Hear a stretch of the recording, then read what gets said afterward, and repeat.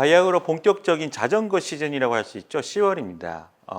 코로나19의 가장 안전한 레저 활동이라고 한다면 자전거를 꼽을 수 있을 텐데요. 그에 맞춰서 자전거 동호인들도 늘고 있습니다. 최근에는 자전거 라이더들의 전용 캠핑장도 생기고요. 자전거 보험금이 생기면서 지자체가 시민 대신 들여다주는 그런 모습도 볼 수 있는데 자전거가 하나의 산업의 바운더리로 크게 성장하고 있는 것 같습니다. 자전거 기록을 단축하기 위해서 고가의 장비들을 선호하는 분들이 많이 늘고 있는데요. 그런 장비들을 사기에는 주머니 상정이 넉넉지 않기 때문에 뭔가 좀 이거 빌려서 쓸 수 있으면 좋겠다라고 하시는 분들이 많으세요. 그런데 실제로 이 자전거를 리스 렌탈 해주는 서비스가 등장해서 눈길을 끌고 있습니다. 이 서비스를 제공해 주고 계신 업체 대표님을 모시고 그리고 투자사 관계자님과 함께 이 사업의 서비스가 어떤 것이고 이 사업이 앞으로 어떤 비전을 제시할지를 한번 이야기해 보도록 하겠습니다. 오늘의 게스트 모셨습니다. 김희수 라이트 브라더스 대표님 그리고 박찬일 KB 이노베이션 허브 센터의 팀장님 나와주셨습니다. 안녕하십니까? 네, 안녕하세요. 네, 네. 두 분 짧게 자기소개 부탁드리겠습니다. 김 대표님부터. 네. 안녕하세요. 자전거 타기 좋은 환경과 문화를 위한 생태계를 만드는 서비스 디자인 회사의 라이트 브라더스 김희수 대표입니다. 지금 현재는 자전거를 전문으로 거래하는 플랫폼을 운영하고 있습니다. 라이트 브라더스는 왜 라이트 브라더스입니까? 우리 어렸을 때 봤던 그 위인전 라이트 형제 혹시 네, 기억하시죠? 네. 그걸 보면 라이트 형제는 하늘을 날고 싶었던 인류의 꿈을 이루어준 사람인데 사실 이들이 자전거 수리공이었었어요. 자전거 수리공이었다고요? 네네. 네. 그때 당시에 사람들이 비행기 엔진 이런 것들을 개발하느라고 굉장히 노력하고 있을 때 이 형제는 자전거가 균형을 잡으면서 앞으로 나가는 원리 그거를 적용해서 하늘을 날고 싶었던 인류의 꿈을 이루어졌죠. 그래서 저희는 라이트 형제가 세계 최고의 성공한 자전거 덕후다. 자전거 덕후다? 네, 라고 생각을 했고요. 그래서 이런 라이트 형제의 꿈, 상상력, 도전, 실행정신 이런 것들을 좀 본받고자 라이트 형제라고 이름을 지었습니다. 알겠습니다. 박천일 팀장님 부탁드리겠습니다. 네, 안녕하세요. 저는 KB금융지주에서 스타트업을 발굴하고 육성하는 업무를 하고 있는 KB 이노베이션 허브 센터의 박찬일 팀장입니다. 반갑습니다. 유니콘 팩토리 키친인 만큼 국내 푸드테크 스타트업들의 새로운 음식들을 선보일 예정입니다. 음식을 먹으면서 얘기하면 도란도란 얘기도 잘 풀릴 것 같아서 준비를 했고요. 매 새로운 음식이 나오니까 기대해 주셔도 좋을 것 같습니다.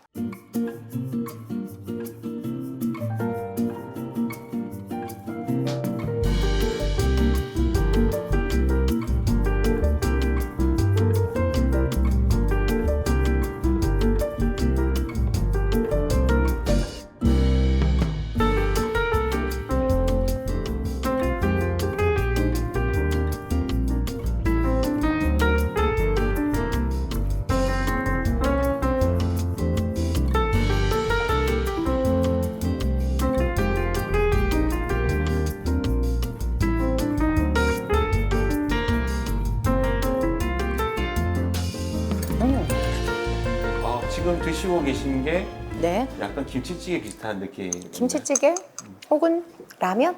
라면이요? 네, 그러니까 파스타면이 들어가 있는데 네네. 굉장히 라면 먹는 느낌 재밌는데요? 주로 평소에는 어떤 라면 드십니까? 라면의 진심인 아, 그 라면을 먹습니다. 네.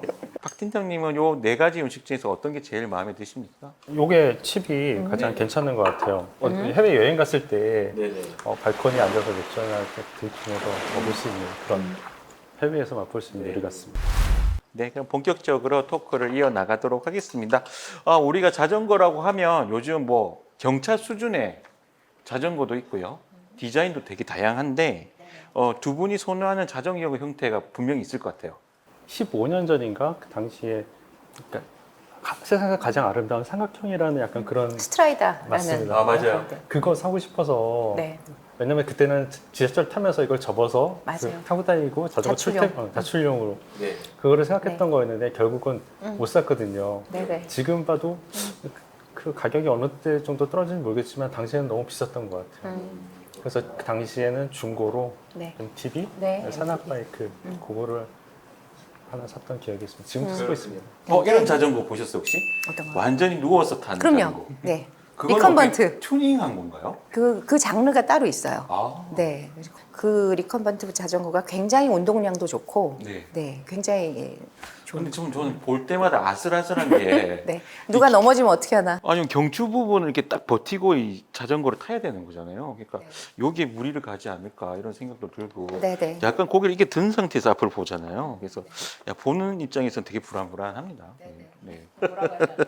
이 자전거의 가격대에 따라서 그 속도감이 좀 달라질 수 있습니까?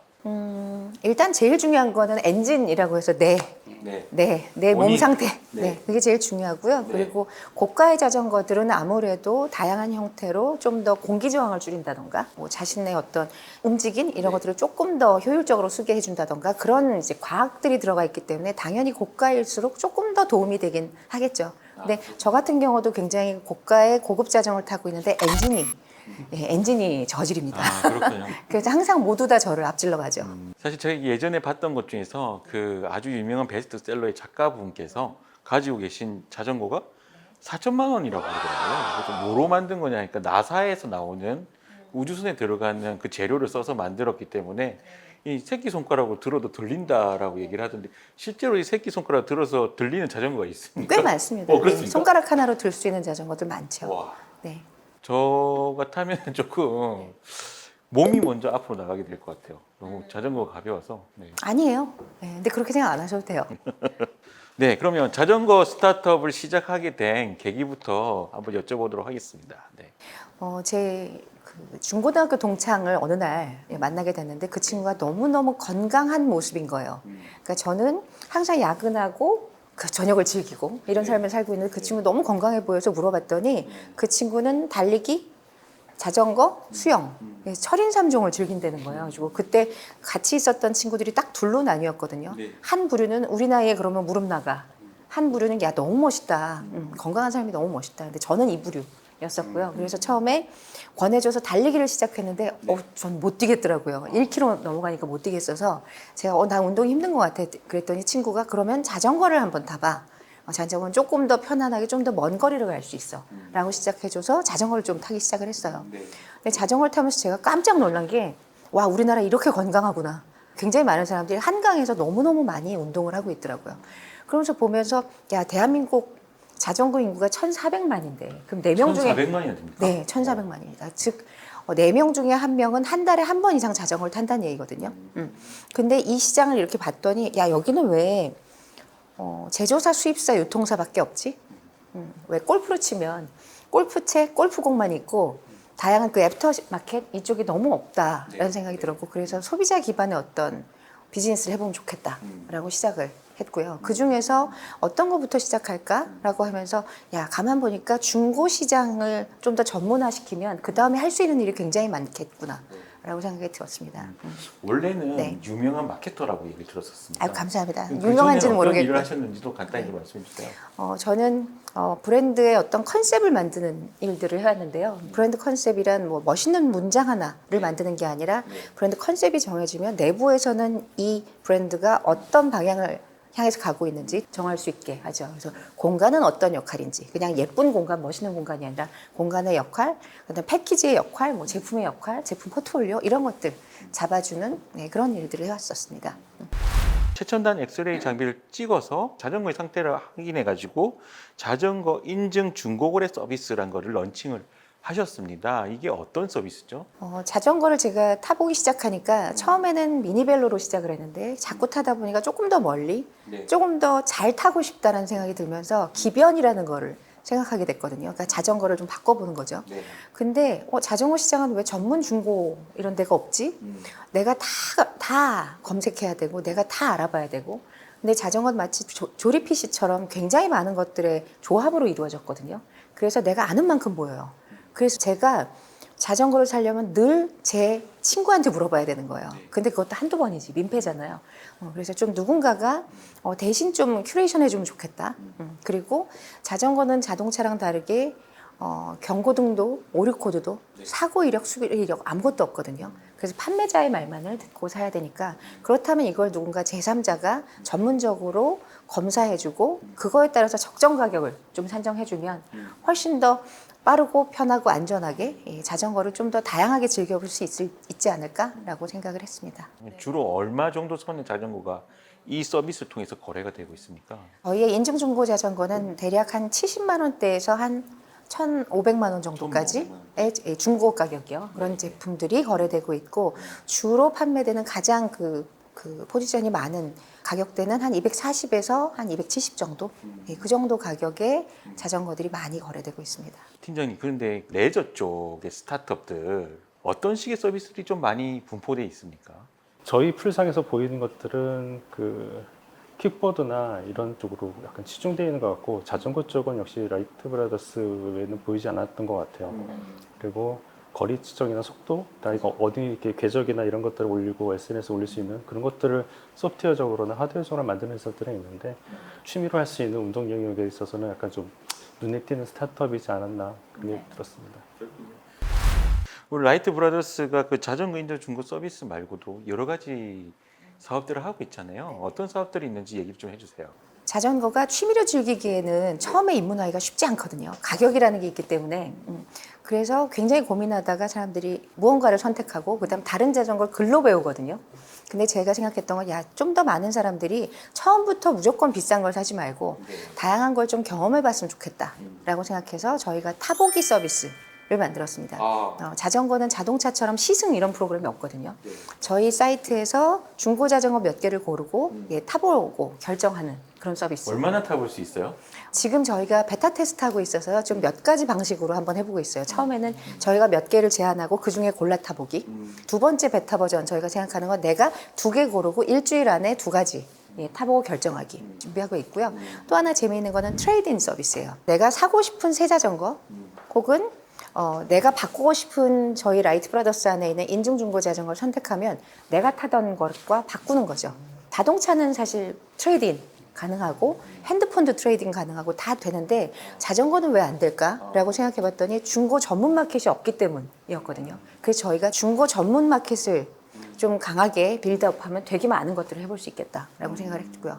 그다음 또 하나는 저희가 장기 렌탈, 중고 자전거도 자동차처럼 장기로 렌탈해서 쓸 수 있는 프로그램 이런 식으로 자전거를 좀 더 많이 사는 게 아니라 많이 경험해 보게 할 수 있는 거 이런 것들을 계속 서비스로 만들고 있습니다. 자동차 리스나 렌탈처럼 마지막 최종에는 혹시 구매가 가능한가요? 그럼요. 인수 혹은 반납이 가능한 거죠. 과거에 자전거 쪽에 붙어 있었던 금융상품은 다 인수형이었거든요. 근데 저희가 만든 거는 인수, 반납을 정할 수 있는 운용형 상품입니다. 최근에는 이제 중고 거래로 탄소 배출을 얼마나 절감했는지를 보여주는 그 탄소 계산기도 선보였는데요. 이 탄소 계산기란 것이 어떤 서비스입니까? 저희 서비스에 관심이 많으신가 봐요. 감사합니다.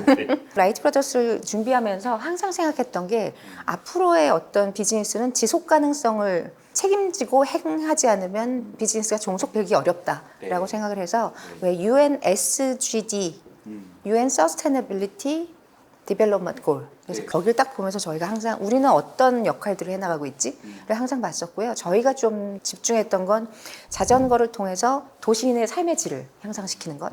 그다음 두 번째가 기후 변화에 대처하는 것.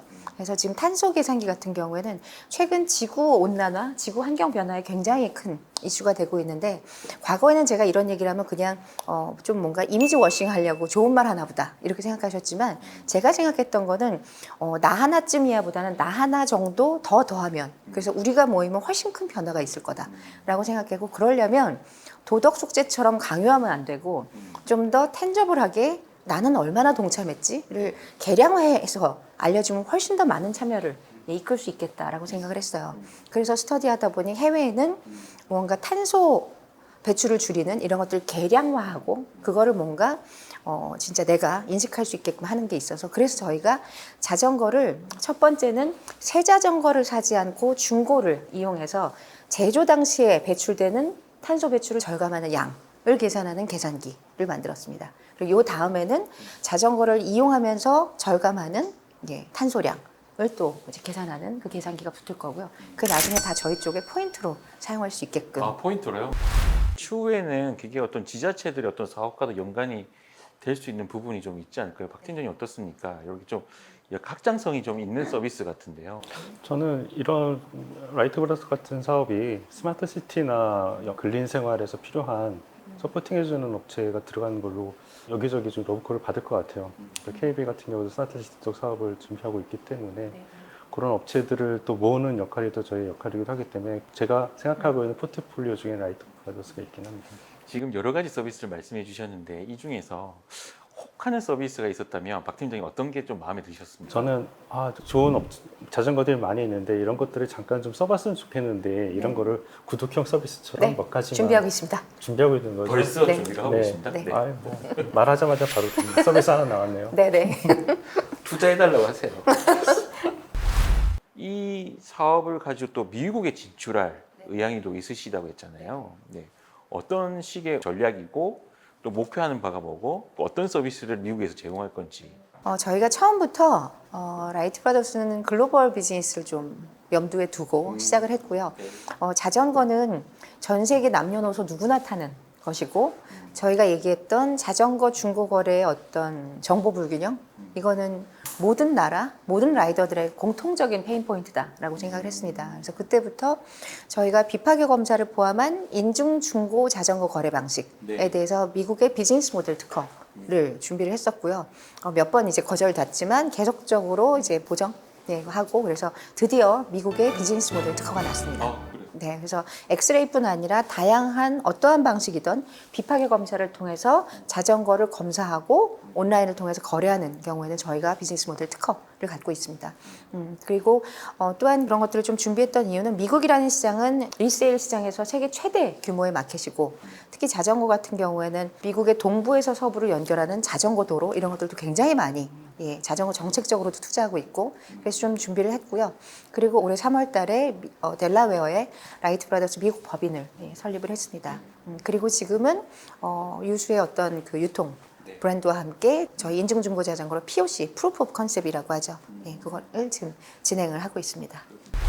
지금 KB 이노베이션 허브를 통해서 뭔가 도움을 받고자 하는 스타트업들이 좀 있을 것 같은데 그런 스타트업들은 어떤 도움을 받을 수 있는지를 좀 말씀해 주시죠. 저희가 2015년 3월부터 이런 스타트업을 발굴하고 육성하고 있는 업무를 하고 있습니다.